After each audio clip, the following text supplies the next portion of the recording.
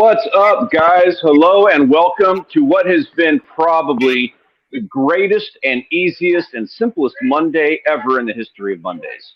Am I right? Am I right about that, or is everybody ready to go ahead and vent about how their day has been? Because I'm talking tongue in cheek here. It's been a rough one. I want to hear your stories, guys. How's everybody doing today?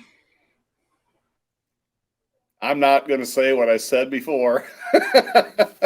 I didn't have that great of a day. Got started on a project, but it was a struggle to get to it. Let's put it that way. I'm sharing it out. Hopefully, anybody watching, they can share it out as well. My Monday wasn't bad, really. I mean, it was a Monday, but it could have been worse. Could have been worse. But see, that's every day could have been worse. I mean, as long as you're still here, it could have been worse. But that's true. my Monday was a Monday. So, yeah, it was a lot of stuff. Was not an awesome day. But now we're going to make it an awesome day because we got all these fine folks over here in the chat. Hello, Earl Matthews. And we're going to, at least for the next hour, take everybody's mind off of how their Monday actually went. That is, I have to mute up here every now and then, guys, just so you know. We are in Port Aransas for the week. Rachel's family came down from Wisconsin, and I am coming at you live from Port Aransas at the moment, which comes with the added frustration of not having a very good cell phone signal that will let me, go landscape so I look all weird as opposed to the other guys. My audio is also not going to be quite as great. So, welcome to Port Aransas. Yep. You always look a little weird anyway, Stanley, so it's fine. Nice choice of shirt. Nice choice. I was going to say the same thing. I was going to say the same thing. Two Hucks. Both are wearing Huck gear. Great minds, Stanley. Great minds. Yes, sir. I don't even know what a Huck is. So. The shirts they're wearing. It's a bunch of clothing. It's a clothing line like Under Armour. It's Hook. It's really, really comfortable stuff to wear. It really is. Yeah. Hunting and fishing mostly. Yeah. All right. So, all right. To get this thing going, we had a list of topics that we were looking at behind the scenes before this show. John, would you mind introducing one of those topics for us? Let's get the ball rolling on this because you guys brought up these. We had this discussion, and I've been biting my tongue on this. There's some fun ones that I want to jump into, but I want you to introduce that for me if you don't mind. All right. Well, there's a few of them. We want to start with the Goliath grouper story, or yeah.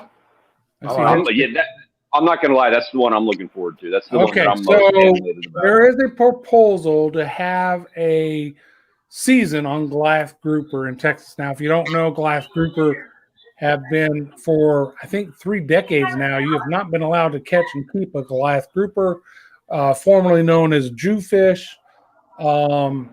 They get huge. If you haven't seen one, just Google or go on YouTube and search Goliath grouper. They get, hundreds and hundreds of pounds, right?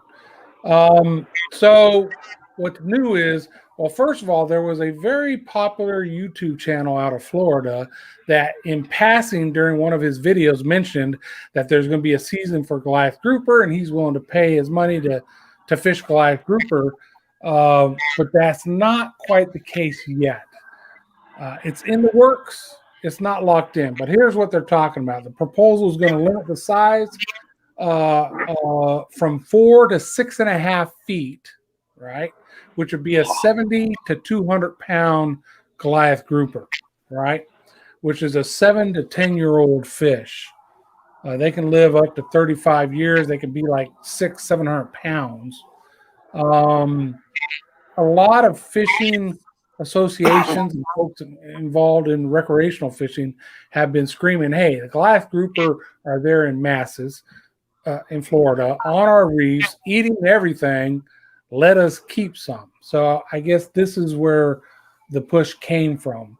Some of those associations are saying that's a little too big and old. They'd like to actually keep smaller fish.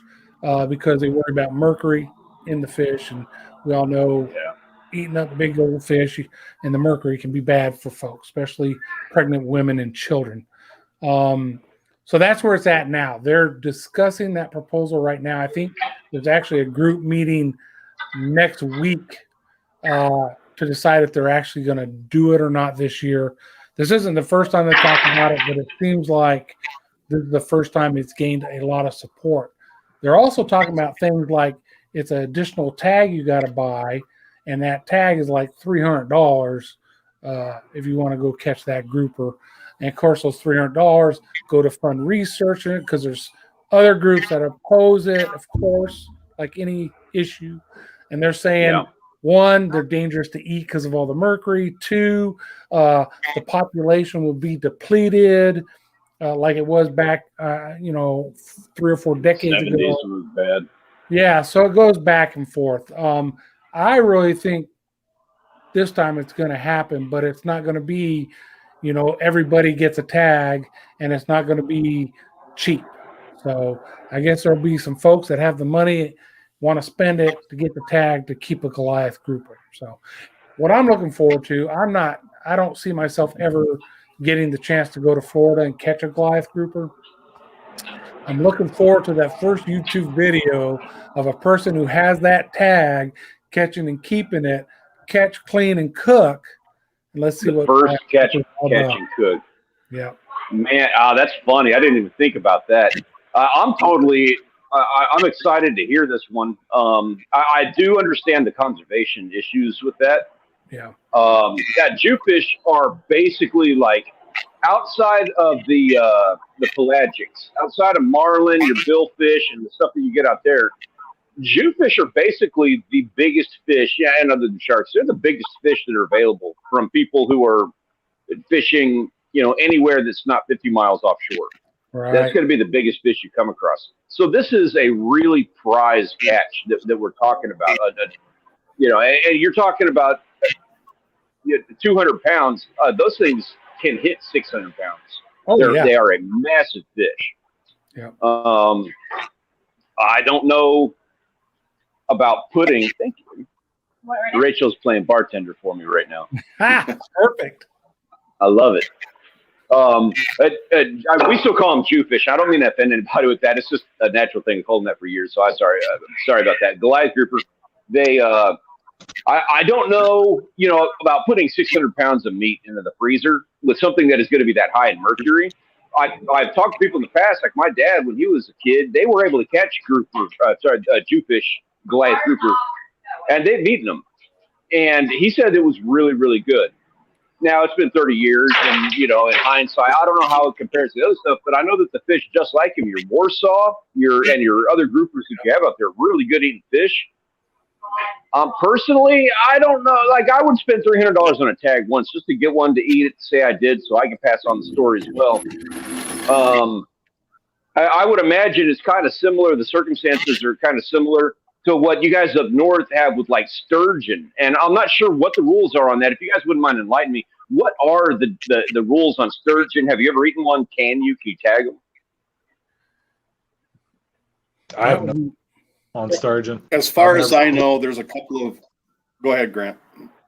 I'm just saying I've never seen a sturgeon. I have no idea. As far as I know, there's a couple of places up here that have a open season for them. Now, the Detroit River, where we fish for walleye, there's guys that are catching sturgeon there all the time. Of course, they're catch and release. But I believe there's a place called Black Lake, and it's almost up in the tip of the lower peninsula. It's up Black Lake, Onaway, up in that area. I believe they have a event where you're allowed to catch and keep a certain amount of sturgeon for that event. I'm not positive of it, but it seems like that's rolling around in the gray matter here. I've been told that by people that were in the boat, in the way that my fishing rod was acting, that I hooked into a couple of them. I never seen them. I don't know. It was almost like catching a shark, as far as that rod bent right over and that fish went to the bottom and I was not moving it. So I kind of think maybe they were right that maybe it was a sturgeon, but I don't know. So that's my limited experience with sturgeon, Stanley. Yeah, my only knowledge is there's some places up north where you're allowed to catch them, and some places you're not. That's all I know. Yep. Grant, are you able to look up like sturgeon in Michigan and see if there is anything that gives us more information on that? I think it's I'd be black. kinda curious. So, hey, I've heard stories of guys who, like my brother lives in Vermont, and I believe the rule up in Vermont is that you're not allowed to target them. If you catch them, they have to be immediately released. You're not allowed to try to catch them. They're real Take them picky out of the on water. them there. nothing. Yeah. Yeah, you can't. People get in trouble for taking pictures on social media and stuff. And I've heard that story in Wisconsin as well, I believe. If you guys remember J&C No Limit TV, as I recall, we had some discussions years ago about sturgeon and the rules that they had to follow with those. I think he got like a 9-footer one time. See, that's kind of like the Goliath right now. Those big ones, you're not allowed to take them out of the water. Yeah. There's guys who jump off the boat into the water to get a picture with their fish, and then take it off the hook and release it. So, which that poor guy probably got sharked on the way down. I don't know the big ones. I've seen one of them Goliath eat a shark. So yeah, you're right. They'll take a shark. Danny Baker, which howdy man, appreciate you coming and stopping by, and everybody else came by, Peter and Pondum and everybody. Yep, Good Peter. seeing you guys. Appreciate y'all coming by. Danny says, I watched a guy on YouTube. I wonder who that was. But he was baiting up a 43-inch CUDA, landed a Goliath in Florida, massive, at least 500 pounds. I've never seen one that big. We have the Texas State Aquarium down here in Corpus, and I was a diver for them for a little while. And they had, I want to say it was like a 200-300 pounder they had in their aquarium. And that thing was such a beast. That is a huge fish. I swear he must have been 5 feet long. And that's the aquarium size one. Damn. Hey, Grant, real quick. Cheers. I'm drinking beer tonight. You could drink beer I out will of it. drink to that. Cheers, guys. Hey, cheers everybody in the chat too, guys. So it says, according to Michigan.gov DNR, Lake Sturgeon is limited to only one per angler per year. Wow. And certain places like Detroit River must be immediately released. Lake St. Clair between July 16th and March 15th. Fishing possession season is July 16th to September 30th. So I guess it depends on where you're at. Those are 2 places I know that Steve fishes. Yeah. Somebody's got a lot of background noise. It's overrunning you, Grant. I apologize. That's on me. You want to go ahead and repeat that one more time, Grant? I'll mute up. So there's certain places in Michigan that you have to release them immediately, but then there's a few places that you can keep them. Minimum size limit looks like some places are 50 inches, some places 60 inches, but you can keep one per person per year in some places. So, talking about sturgeon, I don't know anybody who's eaten a sturgeon, but I do know that caviar, typically when you go for caviar, it's the eggs of a sturgeon. So, how's that work? Has anybody ever tasted sturgeon? Yeah, see, for some reason I'm thinking caviar is from spoonbill. Really? All right, Google most popular fish for caviar. Oh, Ed Mose, I've hooked into a sturgeon 30 years ago on the Menominee River, like a log floating downriver, could not even turn it, just gone. That's like that one, man. It was like down the bottom and you couldn't move it. I could imagine with walleye gear, what are you fishing with? 15-pound line max, hooking into a dang sturgeon. Holy smokes. Yeah. Justin Randall, how you doing, buddy? See, Justin popped into the chat. Yes, he did. Yeah, I know it's like that with Jewfish is the same way, man. Trying to horse those guys up the bottom is like trying to lift a Volkswagen out of there. So apparently the high dollar caviar is from sturgeon, but it's sturgeon, excuse me, from the Caspian Sea and the Black Sea. Holy shit. I've been to the Black Sea back in the day. Been there. Never fished there. I don't know if I agree with this. I've heard that before, that the actual caviar has to come from sturgeon, and when it's from another fish, it's not allowed to be called caviar. I don't really agree with this. I'm not saying that the roe you get out of the fish that I catch and eat down here, I'm not going to say that's caviar. But I'm not too fond of how people set that kind of limit on, where they're like, you have to have this kind of fish egg in order for it to be caviar. I feel like that's being a little bit elitist, you know. That's just to make it about that. That's just to make it expensive. Right. Now, Justin, I will say this: Audrey's family, when I was in Au Gres, had some caviar in some kind of jar or something. This was decades ago, like 4 or 3.5. And we tried it, and to me, it was nasty. Now, with Stanley down on the beach when we did our collab, we caught some whiting. Whiting had roe in it. Stanley said, hey, cook the roe with the whiting. We cooked it and ate it. That was far better than any caviar I've ever had. So just there's that. Justin Randall makes a comment. My biggest is 57 inches on the Detroit River. Justin, was that a catch and keep or was that catch and release? Were you able to keep that one? Wow. And I don't know. I mean, And then if you did keep it, did you eat it? What did it taste like? Yeah, that's my question. Mm-hmm. I can see somebody come on here and saying, well, it tastes like catfish, because they kind of have the habits of a catfish. You know, they're eating typically cut bait off the bottom somewhere. And I don't Tastes know. like chicken. Everything tastes like chicken, right? There you go. Fried it right. Oh, they released it right away, so he didn't get to taste it. Okay. Hey, Yeah. Steve. Yeah. If you're ever on the Detroit River and you catch one, hook one, and get it to the boat, just lick it and tell us what it tasted like. Yeah, just take a little piece. Just take a little piece. Oh God. That's I'll let Justin do that. He knows how to catch them. I'll let Justin do that. All right.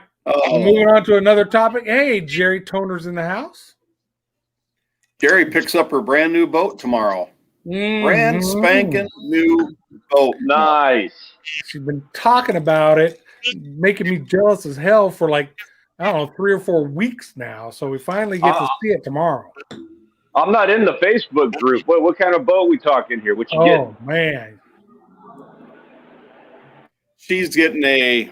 Go ahead, Jerry. Tell us what it is, because I'm going to make a comment about it. You know, it's the 2020 bad motherfucker. Ooh, pardon my French. Yeah. That's what it is. It's going to be a hell of a boat. So I'm thinking, you know, since I take Jerry out walleye fishing, and she's buying this new boat, and she's asking me how to set it all up and everything, I'm thinking I'm going to be the first one to catch a walleye in that boat, right? So she calls and tells me today that she's got some other guy that's going to go out like in the next day or two and show her how to walleye fish. What? I'm thinking, damn, busted my bubble. You already showed her how to walleye fish. Yeah. No, yeah. So here's the thing. Stanley, since he's not a Facebook person like all the rest of the people in the world, it's a multi-species boat. So it's not, she had the bass boat, you know, the low riding, low slung. This is more of a deeper hole multi-species boat, and she is getting it rigged up to the T. Each day she come on, oh, they got the, you know, whatever installed now, and now the grass and the Garmin with, you know, I can stick my head in the water and see everything and all that stuff. So yeah, lithium batteries got installed today. Triple lithium battery. She had to send me a picture of that. Man, there's some dollars. Here's what somebody with a YouTube channel that kind of hangs out with her should do with her is a review of this boat, like from bow to stern, go over all the different options and talk about what's installed and why and what it does. Somebody 110%. Facebook or a YouTube channel. Yeah. You need to do that. There you go. That's what I'm I talking hear about. 1 hour. That guy down over there needs to do it. Yep. Yep. Steve, you guys do need to get together on that. That is one of those things that is totally prime for what YouTube loves and will share it out. Well, It's going to be big money. It's going to be the big hit thing. You know, all of a sudden you're going to be the Yardcraft YouTuber. well, luckily, she's going up to Justin. Crappie Camp on Thursday, same day Chris and I are, and Ed Mose and Bill Bob will be there and a couple others. So I'm going to get a chance to get in that boat, There you and we'll try to make that video happen. Brand spanking new, and I want to be the first one. Well, probably the other guy will get to, but I wanted to be the first one to take a walleye and just slime the hell out of that boat, up and down the gunnels and everywhere, on a helm, everywhere. It's just rub that juju all over there, you know. It's like a blank canvas and you're Do it. the artist. You have to Do paint it. with your Right. medium. So, Bait well, the maybe hooks the in other the guy house? won't. Maybe the other guy won't catch any fish, and I'll still be that first one. Maybe. And, could well, be. and that's going to be even better because if that happens, then you really get to rub it in. Jerry, wait a You minute get to now. double I down thought- on it then. The other I guy's a thought- guide. You know, I'm just a nobody. The other guy's a guide, so he'll probably put her on fish, and you know. I thought you were joking about a 400 Merc Verado. You really got a 400 on that? Holy smokes. A 400. Dang. Yeah, you're talking prime rib with that motor. That's some That meat. thing's going to fly. Yeah. Pondum, no, I cannot fix it. I'm still trying to fix my boat. Hey, out fishing angling, what's up? What's up, AJ? Wow, that's a 400. What is it? A 20-foot boat? Yeah. That's like a 5-foot motor. I'm gonna bet that motor is taller than this toner is. Jerry's tall. She's like 6'3". Is she? So yeah. Oh, Okay, lady. okay. okay. Bet off. Yeah, that Merc's got to push that thing at least 60. I mean, it's a big, deep V boat, but dang. Oh, what I would give to hit 60 out here. We're fixing to find out, I think. That's going to be awesome, man. Yeah, that's the other piece you need to do then, Steve. Have the camera ready for when she's out there on the water and just goes. Matter of fact, be out there on your boat and have her just go flying by you and video that. Make that a short or whatever. That would be awesome. You need to get in the water with the Oh, camera. Oh no! If she's And driving have her the boat, she'll run me just over. miss you. Yeah, it's got to be close, man. It's got to be close. But She'll get me that back with is that comment I made earlier. that's the shot. You make that the very first shot of your video. Yeah. That's it. That thing flying by. It's made. Bait the Hook said the only thing in the water is a prop. You know what? I'll go back. The fastest I've been on a boat in the water was a bass boat here in Texas doing 63 miles an hour. And it felt like the only thing in the water was the prop. And I told myself at that moment, I never need to go that fast in the water again. I'm happy with my little 35 to 40 miles an hour pushing it. Ugh. Justin, Right, right? I'll tell you. A 250 Go will ahead, push Steve, go a ahead. glass boat 60. A 40 will go 75 easy. That's moving. Where's Miss Jerry Toner? Did she leave the room? I mean, we're starting to talk about this boat, and she hasn't made a comment yet. Hey, wifey poo's in the house. What's up, Audrey? Hey, Audrey. Why are bass boats so overpowered? Because they're racing to get there. They all think they're tournament anglers and they're racing to get to that spot. I don't know. I'm glad you said it, John, and I didn't. That's got to be it. Got to try to get to the honey hole first. Yep. There's something to that. I know with Floyd, he had a smaller boat. It was I don't know, whatever it was. Stanley, you remember the size of the boat. But he wanted that boat to be able to do at least 60 mile an hour, you know, a whole shot right up and go. So he would get out of everybody else. You know, there's 200 boats flying out, you know, Right. shotgun start or whatever. And you want to get out ahead of that. And I'm thinking, I'll just wait till everybody's gone, the water's calmed down, and then I'll go. Exactly.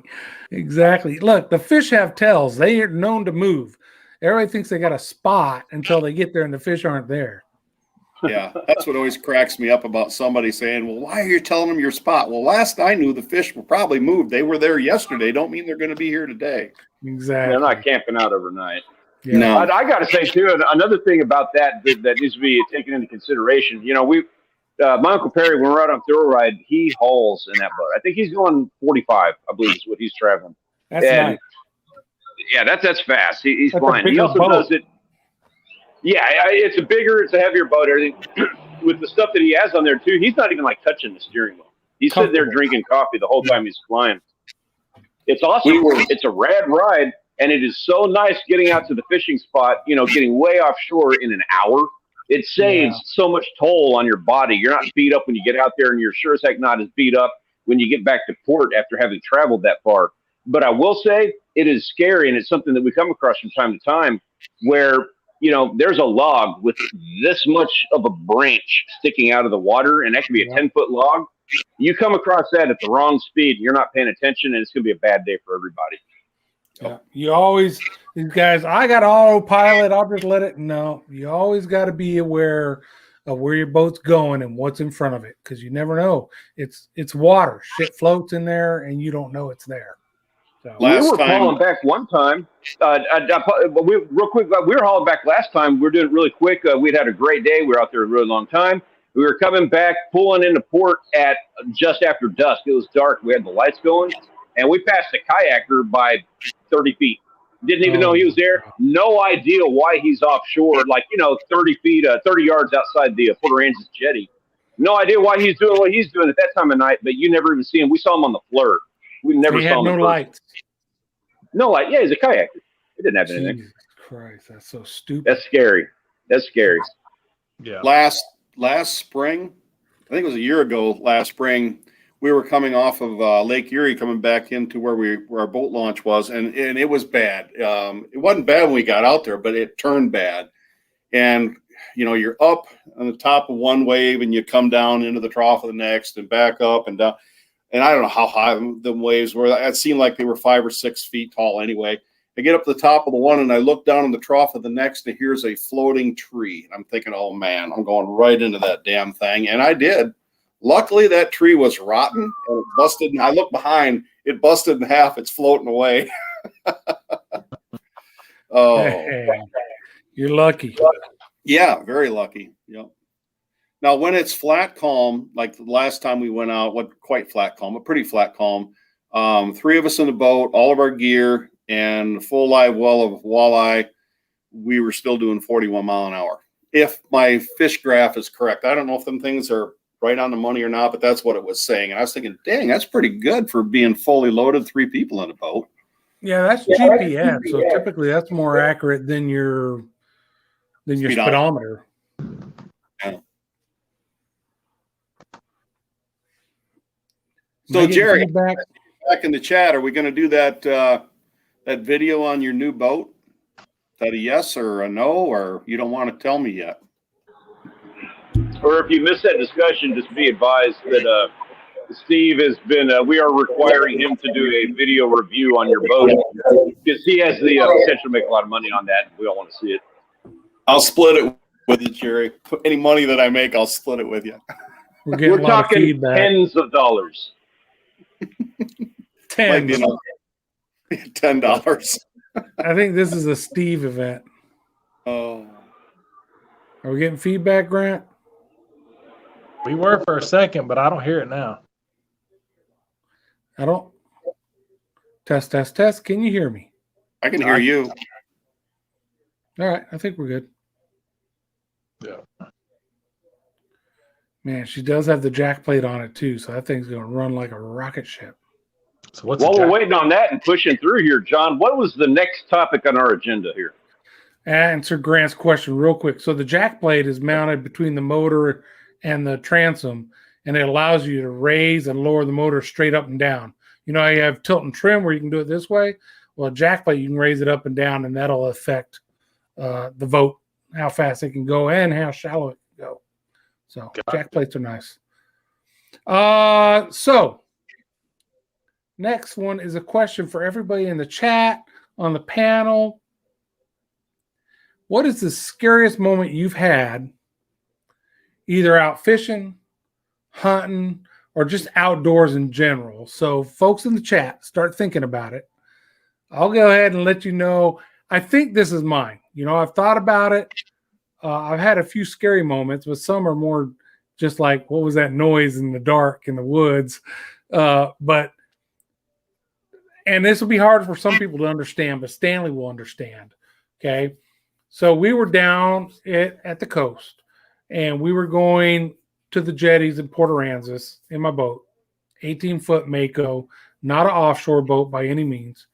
And there was a moment at the time we were there where the water was nice and calm. We actually went outside the jetties, right? So now we're in the Gulf, anchored up and fished there for a while and caught a couple things. And then we went around this. We saw all these people on the surf side, beach side of the jetty, fishing their boats, right? And we're like, okay, they're probably catching sheep's head.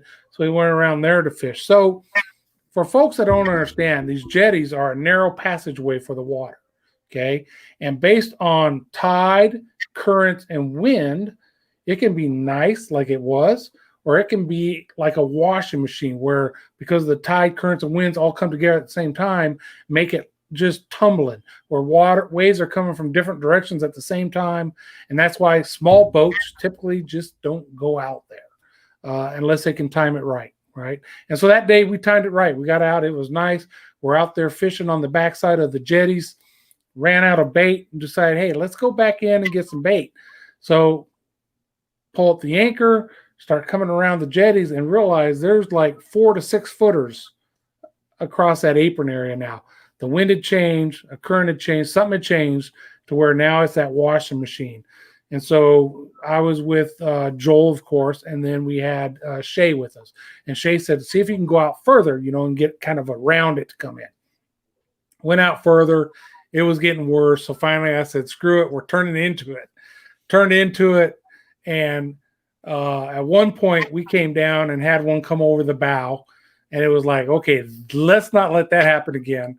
And then at another time, we come up on this wave, and all of a sudden we just get turned one or 90 degrees, right? Without me, any steering input, the water just picked us up and turned us 90 degrees. And I'm like, this is not good. 20 yards, maybe 30 yards from us to the side, there's a boat sitting there anchored in flat, calm water fishing. And we're going through this. Finally turned into it.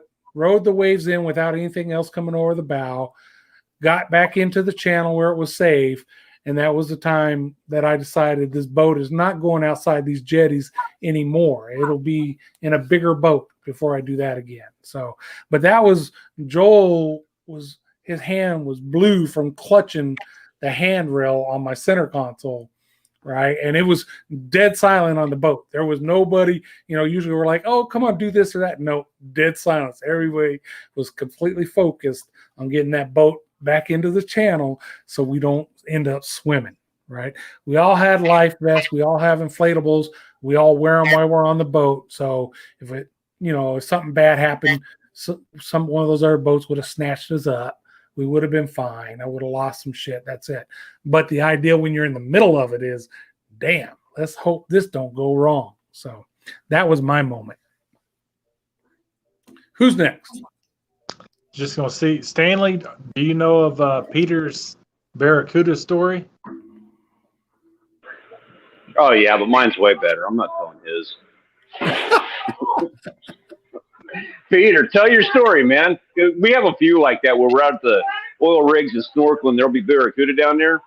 And when they get mad, I'll tell you, they have a tendency, like they'll look straight at you and they'll start flaring their gills and breathing at you. It can be intimidating, to say the least.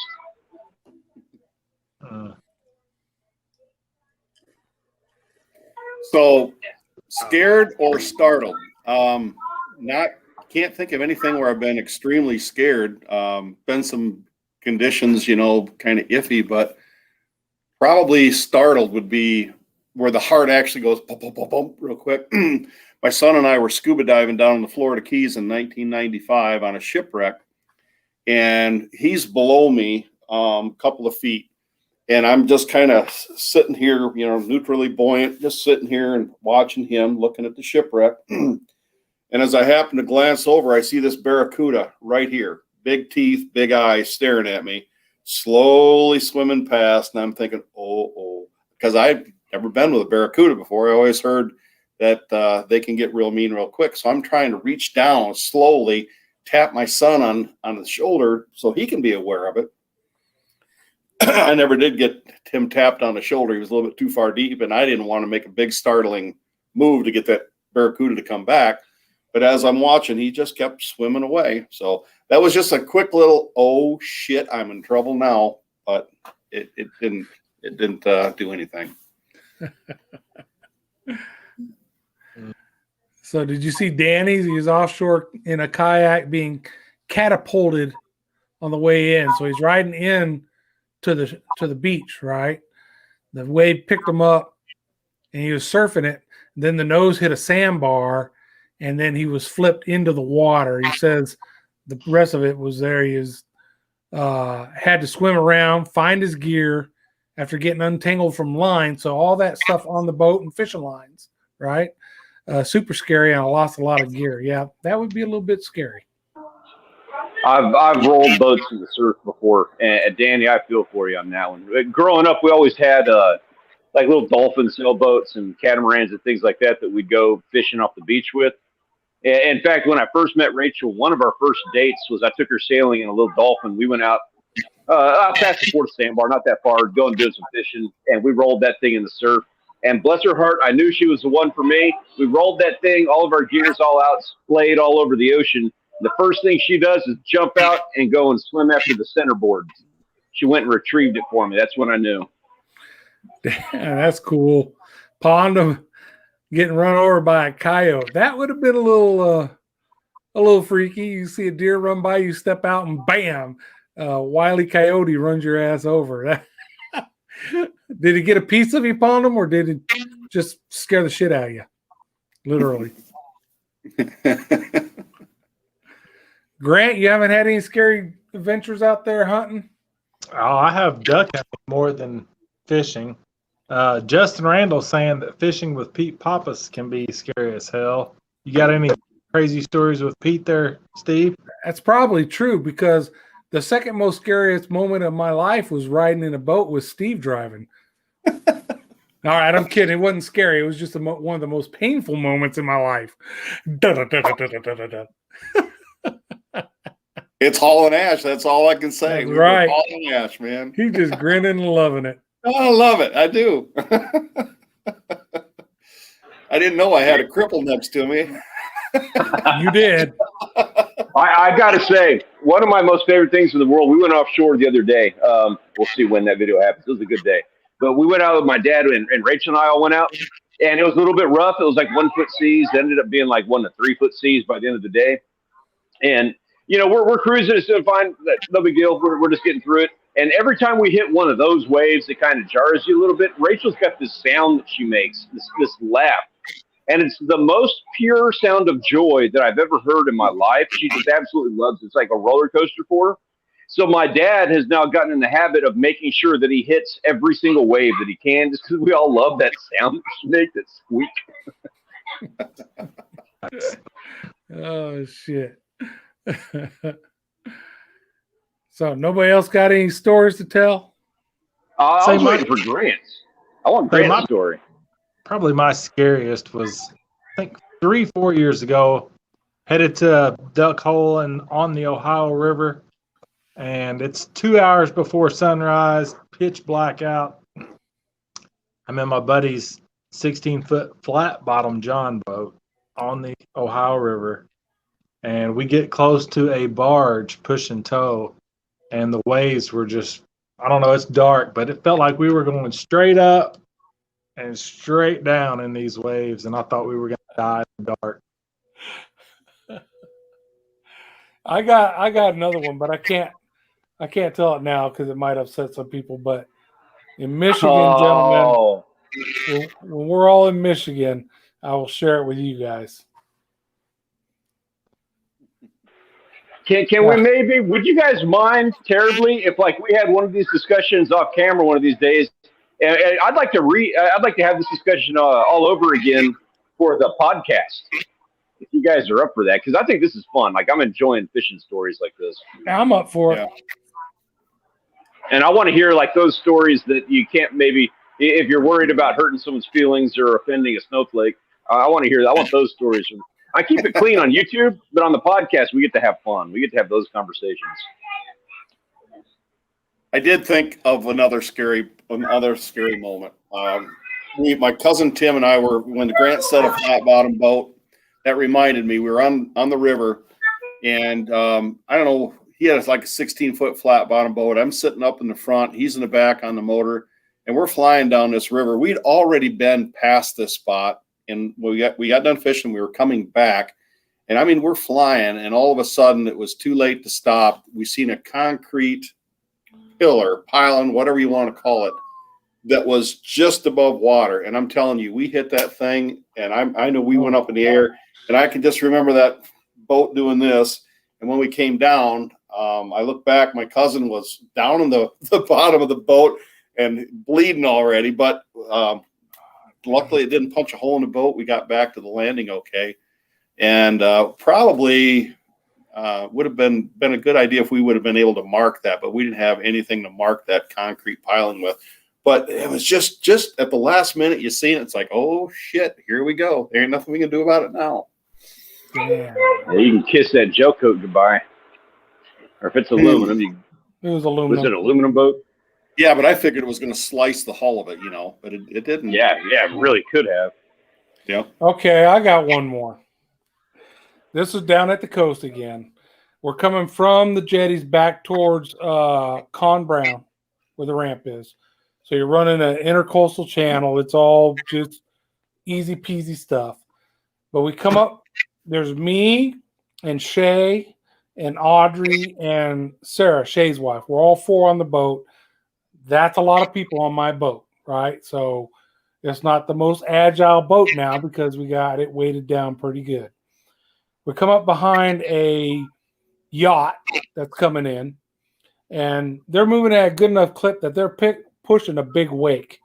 So we come behind them, and so I go around them, and I come over the wake, and we get caught between wakes, and the boat becomes, our boat is now sideways. It throws everybody to the side of the boat, right?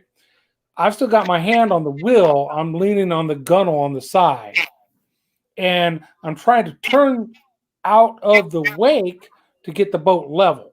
And for some reason, I cannot turn the wheel, and we're riding like that for, it seems like an eternity. It was just moments. Later, what we realize is Shay, who also fell to the gunnel and was in front of me and down on the floor in the gunnel, had put his hand on the steering wheel and was holding it, preventing it from turning, and tried to turn the other way, which probably would have rolled the boat over into the water. So me and him were counter.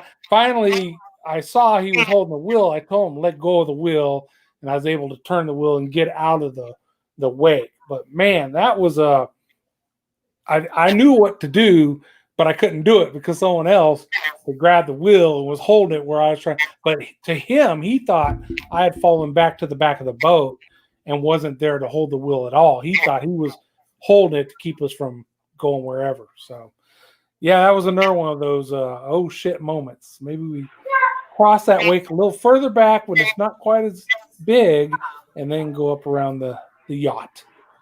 So. I've seen some pretty serious boat wake issues, especially with the tankers we got down here. Yeah. We actually have a contingent of gentlemen who they go to the backside of the island. There's particular islands and sandbars and things back there that they go and wait back there with a 12-pack of beers and surfboards. And whenever the tankers go through, they surf those wakes, and it's a sizable wave. I've seen them. I've seen 5-foot waves break in the channel back there. And actually, that's my my most heinous story. It would be a surfing one, and it's going to be the Port A jetty. I was on the south side during Tropical Storm Hannah, and we had like 45 mile an hour winds. It was really stupid, dumb conditions, but it was the day we had to surf, and the surf was big. It was 10, 12-foot surf. So we jumped out and we had to park over by. It's hard to tell. We had to park about a half mile away and then basically swim out to where we would normally first dip our toes in the water. We get out there right next to the jetty, and there's a current that pushes out next to it. So we're like, heck yeah, we're going to ride that out. So we sat on that thing and rode it about half the way out and then paddled away from the jetty, and we're catching waves. And about my third wave, I took a nosedive on a massive set, and it broke my surfboard in half. Oh. So I didn't have any flotation to keep me up. You know, when you're surfing and you're paddling, you're on top of the water, so you're really fast. But now I didn't have that. I was stuck in the current next to the jetty, and I didn't have the flotation to allow me to swim away. And the current on that thing was 50 meters wide. Like, it was a massive, all pushing offshore. So there wasn't anything I could do about it. Like, I could not swim away. I would have had to have swum from the jetty to the pier to get out of it. And that distance is almost a mile. Yeah. And I couldn't do it. I was freaking out. I had that realization of, like, I'm out here in a tropical storm, and I'm probably looking at being at sea. Well, I ended up trying to swim back to the beach. And I did that for about a half an hour and realized that I had lost ground in the process. And that's when the realization hit. Is like, oh, man, I'm lost at sea. Like, I'm going to be here for the next 48 hours till Coast Guard gets me. So I ended up swimming to the rocks in 12-foot surf. I swam up, waited in between sets. I climbed out on the rocks, and I had that, oh, thank God. Oh, everything is going to be okay. And then a cleanup set came. And massive set of waves came washing down the jetty and washed me right off of that jetty. Jetty's massive. Like, it is exceptionally wide. I couldn't tell you, 20 yards, something like that wide. And it washed me from one side to the other. It washed me into the channel. Oh. Cut from head to toe. And I was sitting there in the channel, and I had that, like, I came up and I'm freaking out, and I kind of bobbed there for a second. I'm checking myself because I'm just shredded. I didn't break anything. And I looked back at the jetty, and the current was pushing back to town. I was, just that sigh of relief. I cannot tell you how many prayers I said as I had to swim home. I had to swim back from the end of the Port A jetty back to the beginning of that jetty, which is, I don't know, it's like a mile long, something like that. Half a mile. Couple. Yeah. Long jetty. So I immediately went to the bar. I bought a couple of white T-shirts from the IGA in town because I didn't have anything to bandage myself up with. I wrapped myself up with a bunch of white T-shirts, and I went to the bar, and I got hammered. Yeah, that's scary, because that's the one thing when I thought about with my boat when we were out there, if it went down, is not getting beat against those rocks at the jetty. So, yeah, man, that's crazy. No, thank you. Yeah, I don't even tell that story very often, because for many years it was like one of those that kind of puts a tear in your eye. I was like, I don't really want to talk about that one. Yeah. That was 2003, 2004 now, so it's a little bit different. But, man, that was a scary one. Dang. Whew. Anybody think of any new ones after all that? Nope. So, for the hunters, we got a few in here. Do you ever get that freaked out feeling, depending on where you're hunting, of course, when you're walking, because you go into the blind at dark, maybe a flashlight, and there's, who knows where you're at. There might be bears, there might be mountain lions, there might be whatever. And you're walking, and sometimes maybe you hear a little noise or something. Other times there's just get that feeling where the hair on the back of your neck rises up, and you're like, shit, let me get there a little quicker. Am I the only one? No? No, I got a good one for you. One of our farms, years ago, in order to get where I was going to go deer hunting, there was a trail that I had to walk along the edge of a sand pit. The sand pit was quite high. In fact, that sand pit's the one that I was riding a three-wheeler up. The thing came backwards on my face, and I got 37 stitches in it. But anyway, I had to walk around the sand hill and up in order to get to my deer blind. And, of course, you're going in before light, and you're coming out after dark.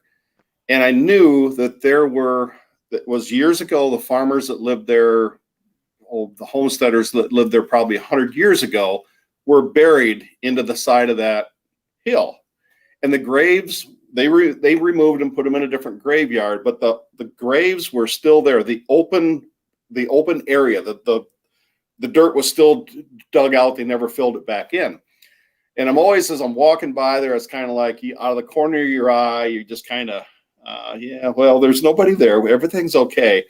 But John, you know what this noise is, being from Michigan. You know what the noise that a partridge makes when it goes flying out of brush?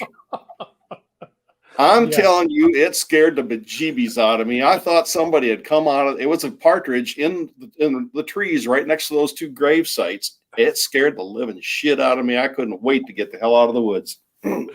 For people down this way, it's the same thing if you're walking somewhere and kick up a covey of quail. That racket they make when they take off, and it's just an explosion, and yeah, it'll startle the bejeebers out of you. Yep. Absolutely. I had it last year. We were spear fishing, and all of a sudden there was no more fish to spear. And then we came across that really big stingray that was swimming in the top of the water column. They don't do that. There's a reason. Something scared him up. Something big scared up a really big stingray, caused him to swim up to the top of the surface, because he didn't want to be where he was. And that's when I got that feeling. Yeah, that'll get your attention to get the heck. There's a bigger predator than you down there when that happens, right? Bonham says he had 4 coyotes following him. I wouldn't be scared of a coyote, but 4 coyotes teaming up, yeah, that becomes an issue right there. Right. I can expand on that a little bit. We had 300 head of brood cows, and my shift was 2:00 in the morning during calving season. Go out, walk out in the field, calving pasture, and see if there was any new calves that were born, because we had coyotes there too. And it was scary as hell to be out there at kind of a foggy night. You're shining the light, you get through the cow herd, and there's a set of eyes, and they're just waiting for that cow to have that calf, and they're gonna. I mean, it's happened several times to us. That coyote would get the calf before the mother could get up and protect it. That's scary. Yeah. Yep. Bait the Hook talking about the haulover. There are YouTube channels. That's their thing. They just video haulover and all the crazy stuff that happens there. It gets really bad. If anybody wants to see it, of course, just again go into the search haulover videos, and you'll see tons of them. If you have not seen haulover inlet videos, everybody needs to see that once, especially if you're a boater, because you spend any time in the water on a boat at all, at some point you're going to come across confused seas, and that's exactly what's happening in a haulover, and nobody does it better than that spot. Mm-hmm. Those videos they're just fun. They're just fun to watch. Not for the people on the boats, but for the people watching it on YouTube. Yeah. And it can be educational too. You see where somebody should have kept a little bit of power to ride a wave, slows down and lets the next one push them down into so it comes over. There's a lot of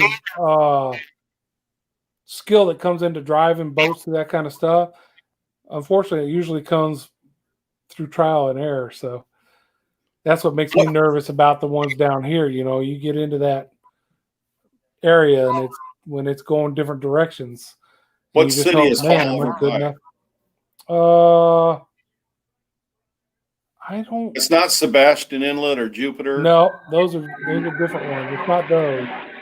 Yeah, I thought that was like Stewart area. I'm not sure, but I thought it was Stewart area. Google it. Somebody named Grant. You're an expert. I don't think it's Stewart either, Stanley. No, it's not. Because am I wrong on that? I think it's south of Stewart and north of Miami, somewhere in that area, wherever that is. Down by West Palm Beach, then? Maybe. Like Haulover Beach? Haulover Pass. Pass, yeah. No, I think you need to search Haulover Inlet, I think is what it's called. One or the same, probably. Haulover Inlet. Is Haulover Inlet popped up when I put in Haulover Pass. Okay. Where is it located?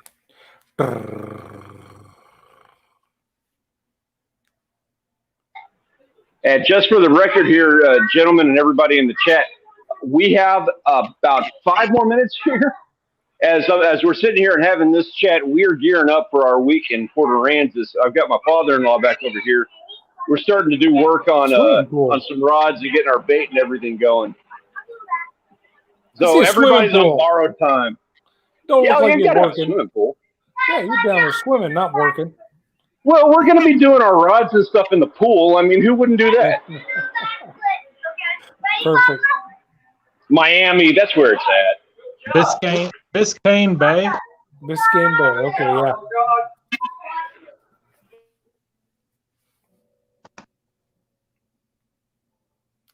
I got seasick watching those videos. Upon them. Well, what's funny too is when you're watching those videos and you can see everything that they're doing wrong. You know, when they have 7 people on a 6-passenger boat, when they have everybody on one side of the boat, whenever anybody is on the bow of the boat going through going through Haulover, game over. Making a mistake. Yeah. Yep. That person's going to get abused. When I was down there with Sea Pro in Stewart, because of the weather, remember we had horrible weather? You probably remember that because I complained about it for weeks. We did drive in the boat through the bay where we could see out the path. You did not want to take a boat in that direction. It was horrendous. So Was that Sebastian Inlet, John? Stewart Pass or something like that. Maybe it's Sebastian. I don't know, but it's right there in Stewart. I don't know what the actual pass is called, to be honest with you. Okay. I just know it was ugly. 3 minutes, folks. What we got going on? Well, you know me, nothing. No, that you say that, but then tomorrow you'll be like 4 o'clock. Hey, I'm heading to Lake Erie. We're going fishing for walleye. Oh, guess who ended a 5-foot sturgeon all of a sudden? We're leaving Thursday for crappie camp, Houghton Lake. Nice. And then we will be up there through Sunday and then come back home. So I hope that I hope it's a good time. I'm not expecting a big turnout. I'm kind of disappointed with the amount of numbers it looks like that are going to come. It's just not really a big thing like it's been in the past. So I'm a little bit disappointed with that, but yeah, it'll be what it'll be. Yeah, I think 2020 put a dent in a lot of that stuff, and it's probably going to take a little bit of time to get people back into it. You know what I mean? Yeah. But, you're going to have a good time no matter what. So that's what matters. Right. What you got going on, Grant? Need to go fishing this week. We didn't get a chance this weekend. Had a all-star game for my son, high school basketball all-star team. They had 2 games. He got MVP. It was pretty fun Friday night. That's awesome. And awesome. That's great. We celebrated my father-in-law. He had his 88th birthday this weekend, so we went and had cake and ice with him. So, yeah, we're going to try to get some fishing in this week. We got a chance of rain every single day, so we'll see how it goes. Very cool. Danny Baker, I am in San Antonio. So, yeah, find me back channel, figure out Calaveras. I can give you some info on Calaveras. So just reach out to me back channel, Danny. Find me. You'll find. Look, C Pro shows up at closing time. There is Mr. Baker. I got links for everybody's channels in the description down below. Check out John. He knows what he's talking about. We've been talking about going and doing some fishing in that area, and John is my point of contact for that. Has been for years. Cool. C Pro showing up at closing time. Perfect timing. Fashionably late. I've got nothing going on. I'm still in the hell that is bathroom renovation. Tile got grouted today, gets sealed tomorrow, and we start installing stuff. So we're on the path of getting out of the hell that is renovation in a bathroom. Probably be doing, when I'm not working this week, I'll probably be doing bathroom stuff until the weekend. Get the grandbabies on Sunday. They're traveling with Audrey and Ashley up to Connecticut next week, so I'll be home alone. Hopefully I get some time to then get focused back on getting the boat motor running and maybe get my boat out and do some fishing in the next couple weeks. And then not too far after that, I'm jumping on an airplane myself and heading to Michigan. So that's my future. Stanley, what you got coming up? I'm dealing with this right now. Port A traffic and all that stuff going on. We Rough have life. really rough conditions down here. It's windy, it's rough, and we are spending the week trying to figure out how we're going to get some fish for my nephews over here. We got Bryce and Owen hanging out with Savannah. We're going to get these boys some fish out here in Port Aransas, Padre Island area, and that is the goal for the week. We're going to do everything we can physically do to make that happen. And we'll have those videos coming out over the course of the next couple of weeks.